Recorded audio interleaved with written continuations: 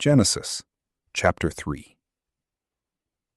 Now the serpent was more subtle than any animal of the field which the Lord God had made. He said to the woman, "Has God really said, 'You shall not eat of any tree of the garden'?" The woman said to the serpent, "We may eat fruit from the trees of the garden, but not the fruit of the tree which is in the middle of the garden. God has said, 'You shall not eat of it. You shall not touch it, lest you die.'" The serpent said to the woman, "You won't really die. For God knows that in the day you eat it, your eyes will be opened, and you will be like God, knowing good and evil." When the woman saw that the tree was good for food, and that it was a delight to the eyes, and that the tree was to be desired to make one wise, she took some of its fruit and ate. Then she gave some to her husband with her, and he ate it too. Their eyes were opened, and they both knew that they were naked.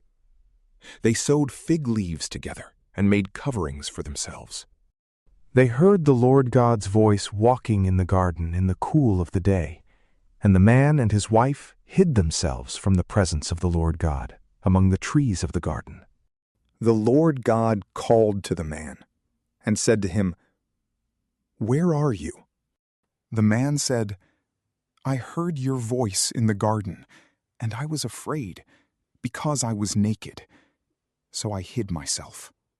God said, "Who told you that you were naked? Have you eaten from the tree that I commanded you not to eat from?" The man said, "The woman whom you gave to be with me, she gave me fruit from the tree, and I ate it." The Lord God said to the woman, "What have you done?" The woman said, "The serpent deceived me, and I ate." The Lord God said to the serpent, "Because you have done this, you are cursed above all livestock and above every animal of the field.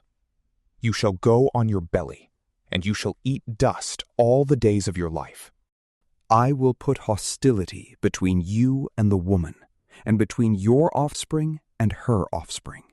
He will bruise your head, and you will bruise his heel." To the woman he said, "I will greatly multiply your pain in childbirth.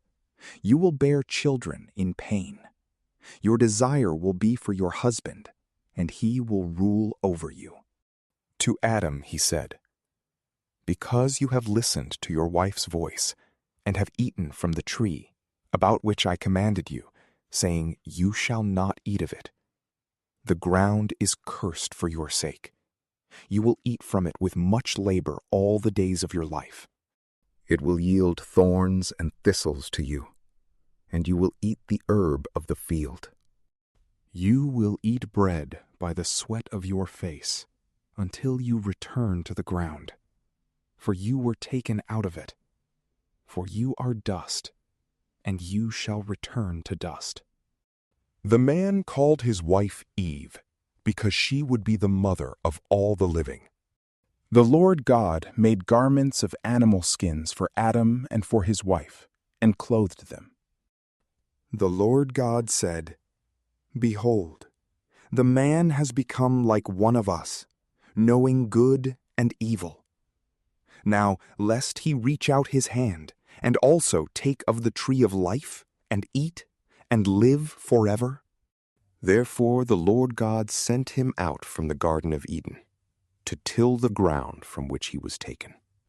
So he drove out the man, and he placed cherubim at the east of the Garden of Eden, and a flaming sword which turned every way, to guard the way to the tree of life.